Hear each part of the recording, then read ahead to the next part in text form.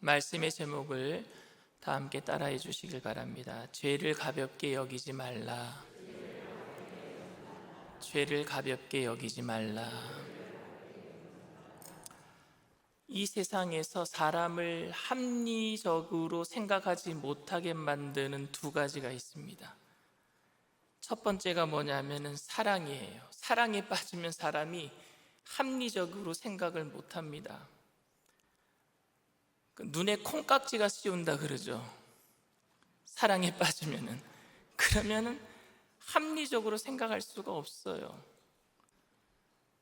어떤 분이 내로남불이라 그랬어요. 그 정치권에서 그 말을 잘 쓰더라고요. 자기가 하면은 로맨스고, 내가 하면 로맨스, 남이 하면 불륜. 그 앞자를 따서 내로남불이라고 얘기를 하잖아요. 근데 불륜을 저지르는 사람들도 자기가 하니까 뭐예요? 이게 로맨스라고 생각하는 거죠. 합리적이지 못해. 남들이 보면 분명히 불륜인데 합리적으로 생각하지 못합니다. 또 절대로 결혼하지 않을 것 같던 도도하고 자신만 알던 사람이 사랑에 빠지면은요, 전 인생을 거는 결혼을 서슴없이 하게 되는데 그 콩깍지가 씌우지 않으면 안 될 것 같아요. 근데 여러분, 결혼할 때는 콩깍지가 씌어서 하면 안 될 것 같습니다. 왜냐하면 결혼할 때는 두 눈을 부릅뜨고 합리적으로 정말 이 사람이 나랑 정말 잘 맞는 사람인가, 결혼할 때는 눈을 떠야 돼요. 그런데 결혼하고 나면 눈 감아야 될 줄 믿습니다. 근데 많은 사람들이 결혼할 때 눈 감고 결혼하고 나서 눈 뜨고 사니까 막 보여지거든요. 그 다음부터는 여러분들 지금 다 눈 감고 살게 되기를 바랍니다. 지금 같이 사는 사람이 최고로 멋진 사람이에요. 어쨌든 사랑은 사람을 비합리적으로 만듭니다. 또 사람을 비합리적으로 만드는 것 중에 하나가 뭐냐면요, 바로 죄입니다. 죄를 짓는 사람은 그 죄의 달콤함과 일시적인 쾌락이나 허영 때문에 다른 사람의 말을 잘 듣지 않습니다. 지금 분명히 죄를 짓고 있는 게 보여지거든요, 다른 사람들 눈에는. 근데 자기는 그게 죄가 아니라고 자꾸만 합리적이지 않게 생각하는 거예요. 분별하지도 못하고 판단하지도 못합니다. 그래서 나중에 죄는요, 항상 나중에 후회하게 만듭니다. 나중에 후회하게 만들어요, 죄 짓는 것은. 죄를 짓고 있는 사람들의 가장 큰 무기가 뭔지 아십니까? 죄를 합리화시키는 거예요. 자기를 합리화시키는 겁니다. 죄인은, 인간은 죄의 합리화에 능숙하고 그 방법을 누가 알려주지 않아도 어려서부터 스스로 습득하더라고요. 어려서부터 죄 지은 아이들이요, 자기 PR을 합니다. 핑계를 막 댑니다. 누가 가르쳐주지 않아도 자기를 합리화시키는 거는요, 너무너무 잘해요. 저도 제 자신이 죄를 지었을 때에 죄를 합리화하는 탁월한 능력이 저 안에 있는 걸 제가 발견합니다. 아직도 아내에게 뭘 잘못하고 나면은요, 얼마나 그걸 포장해서 합리화시키는지요. 죄를 짓고 나서 내가 안 했다라고 부인하는 것은요, 억지스러운 초등 단계 수준이에요. 죄를 합리화시키는 가장 좋은 방법은 뭐냐면요, 그 죄를 가볍게 만드는 겁니다. 내가 지은 죄를 너도 지을 수 있잖아. 가볍게 만드는 거예요. 누구든지 똑같은 죄를 지을 수 있다는 것에 초점을 맞추어서 가볍게 여기도록 만드는 겁니다. 나만 욕심 부리는 거 아니잖아. 너도 욕심 부릴 수 있잖아. 나만 그렇게 사는 게 아니잖아. 너도 그렇게 다 살고 있잖아. 다 그렇게 살잖아. 죄를 가볍게 만드는 거예요. 이렇게 자신을 위로하고 다른 사람들을 이해시키는 겁니다. 지금 여름방학 동안에 저희 집 아이들이 4개월 동안 이제 한국에 와서 같이 생활을 하고 있는데, 아이들과 같이 보내는 시간이 많다 보니까 아이들이 저한테 자주 하는 말이 있더라고요. 그게 뭐냐면요, 아빠도 그렇게 하잖아. 야, 그거 안 좋은 거야, 먹지 마. 아빠도 먹잖아. 그 행동 안 좋은 거야, 그거 하지 마. 아빠도 그렇게 하잖아. 그러면서 자기를 합리화시키는 거예요. 모두 다 하고 있잖아, 이렇게 얘기를 하고 있는 거예요.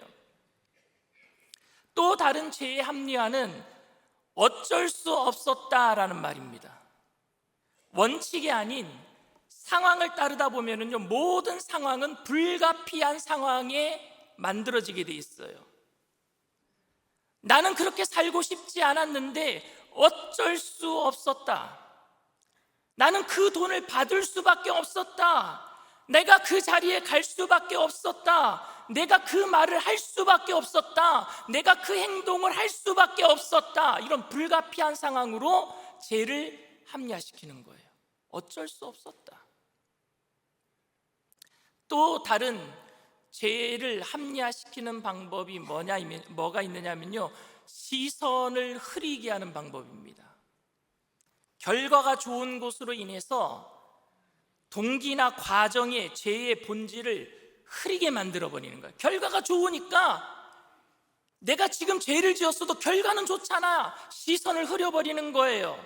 여러분, 요셉의 형들이 요셉을 팔았어요. 노예로 팔았어요. 그런데 요셉이 애굽의 총리가 되었어요. 야, 그러니까 우리가 너를 팔았으니까 네가 애굽의 총리가 된 거야. 이렇게 얘기해서 자신들이 지은 죄를 여러분 흐리게 만들 수 있습니까? 없잖아요. 아브라함이 자기 아내 사라를 애굽의 왕 바로에게 누이라고 속였어요. 그런데 결국에는 하나님께서 애굽의 왕 바로에게 현몽하셔서 사라를 건들지 못하게 만들고, 그래서 가나안에서 흉년이 들어서 온 아브라함에게 곡식도 주고 많은 금과 은과 보화를 주어서 가나안으로 다시 돌려보냈는데 부자가 되어서 돌아왔어요. 그때 아브라함이 야, 내가 거짓말로 당신을 누이라고 속였기 때문에 이렇게 부자가 된 거야, 이렇게 얘기할 수 있어요, 없어요? 결과가 좋다고 모든 죄를 여러분 용납할 수 있겠습니까? 교회가 그래도 되겠습니까, 여러분? 결과가 좋으니까 동기가 조금 선하지 못하더라도 괜찮다라고 말해서 되겠습니까, 여러분? 이거는 정말 경계해야 될 문제입니다. 교회가 정말 경계해야 될 문제예요. 오늘 본문은 야고보 사도가 당시 교회가 범하고 있는 죄를 합리화시킨 것에 대해서 심각하게 오늘 이야기를 하고 있습니다. 오늘 본문 8절 9절 말씀입니다. 너희가 만일 성경에 기록된 대로 내 이웃 사랑하기를 내 몸과 같이 하라 하신 최고의 법을 지키면 잘하는 것이거니와, 만일 너희가 사람을 차별하여 대하면 죄를 짓는 것이니 율법이 너희를 범법자로 정죄하리라. 여러분 이 말이 이해가 되십니까?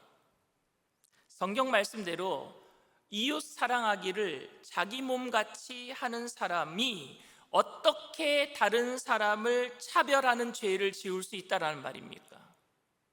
지금 이 말이 그런 말이에요. 너희들이 율법대로 최고의 율법인 이웃을 사랑하기를 자기 몸같이 사랑하는 그 율법을 지키면서 어떻게 차별할 수 있느냐라고 지금 묻고 있는 거예요, 야고보 사도가.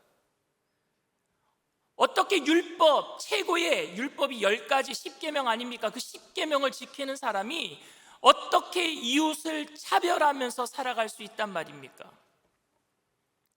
이런 행동이 여러분 어떻게 가능해질까요? 그런데 여러분 충분히 가능합니다. 어떻게 충분히 가능하느냐? 가난하고 못난 사람은 자기의 이웃이 아니라고 생각하면 되는 거예요. 자기 이웃은 경건하고 학식이 있고 어느 정도 수준에 도달한 사람이 자기의 이웃이라고 생각하면 되는 거예요. 그러니까 자기가 사랑할 수 있는 사람만 사랑하면 이웃을 사랑한 게 되니까. 그래서 십계명을 온전히 지켰다라고 믿은 거예요. 사람을 차별하면서 말입니다. 이게 가능해지는 거예요. 가난한 사람을 도와주라는 말씀에는 귀를 막고, 교회 안에 자신들과 수준이 맞는 사람들끼리 서로 사랑하며 하나 되는 것을 그 즐기는 모습을 계명을 지키고 있다라고 생각한 것입니다. 자신들과 마음이 맞는 구역 식구, 지역 식구들끼리는 너무 사랑하고 있기 때문에 거기서 소외되고 무시받고 있는 사람들에 대해서는 별 신경을 쓰지 않았단 말입니다. 또 이해하기 어려운 본문은 그 다음 9절 10절 말씀이에요. 누구든지 온 율법을 지키다가 그 하나를 범하면 모두 범한 자가 되나니. 저는 이 말씀이 부당하다라고 생각했습니다. 어떻게 10가지를 다 지키고 한 가지를 범했는데 한 가지 범한 것 때문에 그 10가지 지킨 것도 다 범한 것처럼 취급해서야 여러분 되겠습니까? 10가지를 범한 사람과 한 가지를 범한 사람이 똑같이 취급되어서는 안 되는 것 아닙니까? 심지어 똑같은 한 가지 죄라고 할지라도 죄에는 경중이 있는데 어떻게 똑같은 사람 취급하겠습니까? 생각으로 가늠한 사람과 행동으로 가늠한 사람을 어떻게 똑같이 취급할 수가 있겠습니까? 살인한 사람과 미워하는 생각을 가지고 있는 사람을 어떻게 똑같이 취급할 수가 있겠습니까? 부당하지 않습니까, 여러분? 나는 가늠하지 않으려고 열심히 참았는데, 그런데 생각으로는 가늠을 했는데 어떤 사람은 진짜 행동으로 가늠했는데 어떻게 내가 그 사람과 똑같이 취급을 당해야 되느냐 말입니까? 열심히 10가지 율법을 다 지키다가 실수로 한 가지를 어겼다면은 애석하게 생각하고 그를 격려해서 다시 죄를 짓지 않도록 용기를 주어야 하는데, 그 한 가지 어겼다고 여태까지 지켜왔던 10가지 모든 그 열심들을 수포로 돌아가게끔 허망하게 만드는 일을 우리가 해서야 되겠습니까, 여러분? 여러분, 친구를 정말로 죽이고 싶어 했던 어떤 한 사람이 있었어요. 그는 우연한 사고로 친구가 죽은 것처럼 가장하기 위해서 친구와 곰 사냥을 떠났습니다. 그리고 총으로 곰을 쏘는 척 하면서 친구를 향해서 방아쇠를 잡아당겼어요. 그런데 갑자기 그때 곰이 친구를 덮치려고 하다가 곰이 맞아 죽고 말았어요. 결국에 졸지에 친구를 죽이려던 그 사람은 친구를 살리는 생명의 은인이 되고 말았습니다. 어떤 또 한 사람이 있었어요. 그 사람은 친구를 너무너무 사랑합니다. 그래서 너무너무 사랑해서 그 친구와 함께 시간을 보내기 위해서 곰 사냥을 떠났습니다. 그런데 친구에게 곰이 막 덤벼드는 거예요. 그래서 그 곰을 잡으려고 방아쇠를 잡아 당겼는데 곰이 피하는 바람에 친구가 맞아서 죽고 말았어요. 친구를 사랑하는 그 사람은 친구를 죽인 살인자가 되고 말았습니다. 여러분, 누가 진짜 죄인입니까? 누가 진짜 죄인이에요? 그러니까 행위로 사람의 죄의 유무를 판단하는 것은 너무 힘든 일입니다. 그렇다면 야고보 사도는 어떤 의미에서 온 율법을 지키다가 한 가지 율법을 어기면 다 어긴 것이다 라고 말하고 있는 것이겠습니까? 물론 하나님 앞에서 한 가지 죄를 지은 죄인이든 10가지 죄를 지은 죄인이든 모두 죄인인 것은 다 압니다. 우리의 노력으로는요, 하나님의 거룩하심과 의로우심 앞에 설 수가 없어요. 우리의 노력으로는. 그러나 적어도 오늘 본문은 사람이 어떻게 하나님 앞에서 죄인이 되었나 하는 이야기를 말하려고 하는 의도는 전혀 없어요. 오늘 이 본문 안에서는. 오늘 본문은 왜 예수님에게, 죄인에게 예수님의 은혜가 필요한가, 이것을 설명하기 위한 그런 의도가 없단 말입니다. 만일 이런 주제로 이야기를 하고 있다면 당신들은 아무리 노력해도 소용이 없습니다. 다 죄인입니다. 우리가 하는 모든 노력은 주님 앞에 다 소용없는 일입니다. 이렇게 결론을 맺어야 합니다. 그러나 그런 결론이 아니잖아요. 오늘 본문은 야고보 사도가 이 한 말 때문에 우리가 죄를 짓는 것을 어쩌면 합리화시키고 있는지도 모르겠습니다. 우리는 아무것도 할 수 없으니까, 한 가지만 어겨도 우리는 모든 죄를 지으니까 아유, 죄 짓는데 합리화시키자 이런 말로 우리가 사용할지도 모르겠습니다. 그러나 오늘 본문은 그런 의미가 아니었단 말입니다. 야고보 사도가 한 가지만 어겨도 온 율법을 다 어긴다라고 말하고 있을 때 이런 죄를 합리화하려고 만들어낸 이야기는 절대 아닙니다. 야고보 사도가 오늘 본문을 통해서 하고 싶었던 내용은 차별이라고 하는 죄의 심각성에 대해서 이야기하고 싶었던 거예요. 야고보 사도가 계속해서 이 본문에서 얘기하는 것은 차별이었어요. 차별. 야고보 사도는 차별을 이야기하면서 11절에 연이어서 이렇게 얘기를 합니다. 간음하지 말라 하신 이가 또한 살인하지 말라 하셨은즉 네가 비록 간음하지 아니하여도 살인하면 율법을 범한 자가 되느니라. 이게 무슨 의미인 줄 아시겠습니까? 어떻게 차별하는 죄와 간음죄와 살인죄를 같은 동일한 죄로 말씀하고 있겠습니까? 간음하지 말라, 살인하지 말라라고 얘기하면서 차별 이야기하면서 왜 이 간음죄와 살인죄를 이야기하고 있겠습니까? 이 말씀은 간음하지 않더라도 살인하면은요 간음한 사람이 되고 온 율법을 같이 어기는 거죠. 살인하지 않더라도 간음하면은요 살인한 죄나 똑같은 죄니까 똑같은 죄란 얘기예요. 그 얘기는 뭐예요? 차별하면은 살인한 죄랑 똑같은 것이고 차별하면은요 간음한 죄랑 똑같다는 얘기예요. 그러니까 차별이란 죄가 너무너무 심각한데 심각하지 않게 생각하고 있는 교인들에게 살인죄, 간음죄를 얘기해서 같은 죄다라고 얘기하고 있는 거란 말입니다. 같은 죄다. 차별하면 율법을 범한 사람이 되니까 그 죄의 심각성을 인식해야 된다라고 야고보 사도는 오늘 심각하게 이야기하고 있습니다. 야고보 사도는 죄를 사람과의 관계로 보지 않았고 죄를 하나님과의 관계로 보았습니다. 가난한 사람을 차별하는 것은 그 사람을 그저 소홀히 여긴 죄가 아니라 하나님과의 관계를 무시하고 하나님을 소홀히 여기게 한 죄란 말입니다. 그래서 예수님은 작은 소자에게 한 것이 하나님께 한 것이다 라고 말씀했어요. 마태복음 25장 40절 말씀입니다. 임금이 대답하여 이르시되 내가 진실로 너희에게 이르노니 너희가 여기 내 형제 중에 지극히 작은 자 하나에게 한 것이 곧 내게 한 것이니라 하시고, 살인과 간음이 심각한 죄인 만큼 차별도 심각한 죄입니다.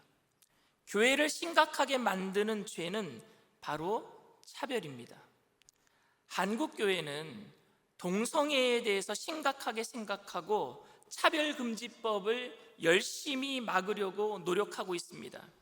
그래서 동성애를 인정한 서양의 다른 나라의 교회들보다도 더 한국 교회가 보수적이며 복음적이라고 생각하고 있습니다.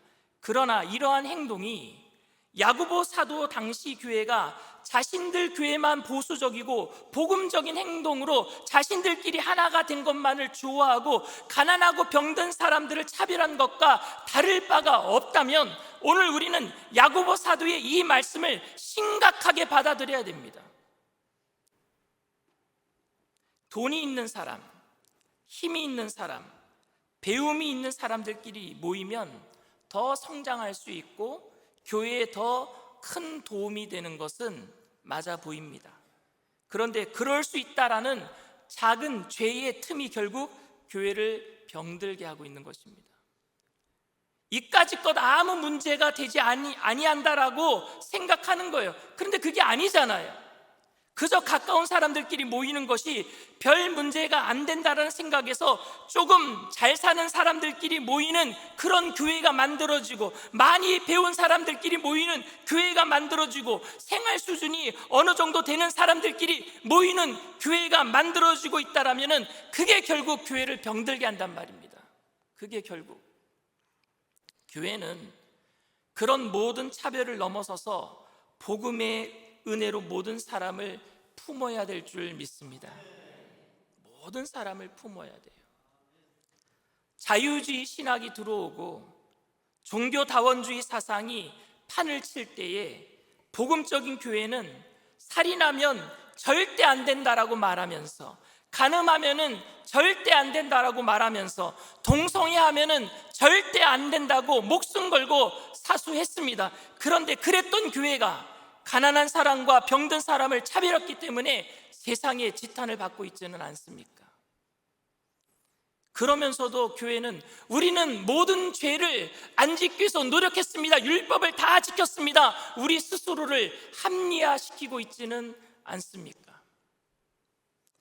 우리는 절대로 동성애를 용납하지 않습니다. 우리는 절대로 술, 담배를 용납하지 않습니다. 우리는 보수적인 신학을 유지하고 있습니다. 그러니까 우리 교회는 아무런 문제가 없고 비교적 건강한 교회라고 생각하고 있지는 않습니까? 그런 교회에 세상에서 실패하고 상처받고 절망 가운데 있던 사람이 혹시 교회에 가면은 위로받을까 해서 왔는데 그들끼리 좋아하고 자기가 들어갈 틈이 없어서 더 상처를 받고 교회를 떠났다고 한다면 어찌 되겠습니까, 여러분? 어찌하겠어요? 그런 교회에 과연 예수님이 계시겠습니까? 예수님도 문 밖에 서서 문을 두드리실 거예요. 예수님이 주인이신데 예수님은 쫓겨나고 교회의 주인은 우리들이 되어서 우리끼리만 좋아하고 있다면, 머리가 되신 예수님이 교회에 계셔야지 그게 진정한 교회인데, 우리 일산순복음 영산교회는 예수님만이 주인 되시는 교회인 줄 믿습니다. 그분으로 인해서 모든 사람들이 연결되어져 가는 것이 교회예요. 누구든지 온 율법을 지킨다고 한 가지를 어기면은 모두 어기게 된다는 말은, 그러니까 죄를 안 짓고 살아갈 능력이 우리에게 없음을 깨닫게 하기 위한 말씀이기보다는 소유와 신분으로 사람을 차별하는 죄를 지어서는 안 된다라는 야고보 사도의 교회를 향한 심각한 이야기였습니다. 사랑하는 성도 여러분, 차별을 구별이라고 오해하고 차별하고 있는 모든 행동을 내가 지금 지키고 있는 복음적인 행위로 얼마든지 합리화시킬 수 있다는 것을 우리가 안다면, 우리는 다시 한번 오늘 야고보 사도의 그 주님께서 야고보 사도를 향해서 하셨던 그 말씀을 우리는 귀 기울이면서 우리의 생각의 거듭남을 주님께 맡겨야 될 줄 믿습니다. 우리 생각이 변해야 돼요. 나와 맞지 않는 사람, 저 사람은 절대 교회에 와서는 안 되는 사람, 그런 사람들까지도 우리는 품어야 될 줄 믿습니다. 야고보 사도는 그래서 차별에 대한 이야기를 하면서 오늘 야고보서 2장 서두 1절에 이런 얘기를 했어요. 내 형제들아, 영광의 주 곧 우리 주 예수 그리스도에 대한 믿음을 너희가 가졌으니 사람을 차별하여 대하지 말라. 무엇 때문에 차별하지 말라는 거예요? 예수 그리스도에 대한 믿음을 가졌으니까. 예수님에 대한 믿음을 가진 사람은 차별하면 안 되는 거예요. 우리가 주님의 은혜를 받았기 때문에 차별하는 것을 마치 살인하고 간음한 것처럼 다루어야 하는 거예요. 내가 차별하고 있다면 내가 온 율법을 지금 어기고 있는 것이구나, 이거 심각한 것이구나, 이거 별거 아닌 것이구나가 아니에요. 이거 심각한 것이구나 알아야 되는 거예요. 이게 간음이랑 똑같은 거구나, 이게 살인하는 거랑 똑같은 거구나 알아야 되는 거예요. 일산순복음 영산교회 모두가 주님의 은혜 때문에 차별하지 말라 그랬잖아요. 주님의 은혜 때문에 성령 안에서 모퉁이 돌이 되신 예수님으로 인해서 든든히 모두 다 연결되어져 가는 교회로 든든히 세워져 가게 되기를 주님의 이름으로 축원을 드립니다.